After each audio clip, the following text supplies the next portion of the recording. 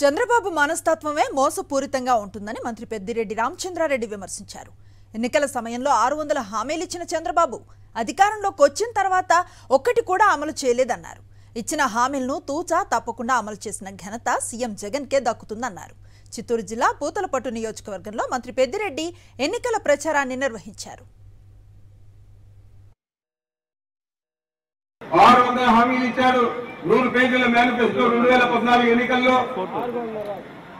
మరి ఏది కూడా నెరవేర్చలేదు.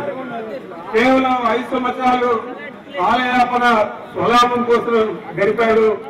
ఆయన నిర్మించిన సచివాలయాలు కూడా ఇవి టెంపరీ సచివాలయాలు అని చెప్పి, తాత్కాలిక సచివాలయాలు అని చెప్పి ఆయన పేరు పెట్టాడు. మరి ఆ విధంగా లోపభూయిష్టమైన పాలన చేసేదే కాకుండా మనకిచ్చిన హామీలన్నీ కూడా మోసపూరితంగా, కుట్రపూరితంగా ఓట్ల కోసం చెప్పి అధికారంలోకి వచ్చాడు. జగన్మోహన్ రెడ్డి గారు చెప్పాడు, చేశాడు.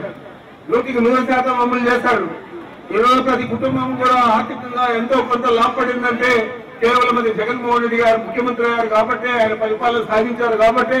ఈ 5 సంవత్సరాల్లో కరోనాతో 2 సంవత్సరాలు పోయినా, ఎంతో కష్ట ఆర్థికంగా ఇబ్బందులున్నా చెప్పిన హామీలన్నీ నెరవేర్చిన ఘనత జగన్మోహన్ రెడ్డి గారు అయితే ఏ హామీలు నెరవేర్చకుండా కాలయాపన చేసి 5 సంవత్సరాలు అధికారంలో కొనసాగిన ఘనత చంద్రబాబు నాయుడు.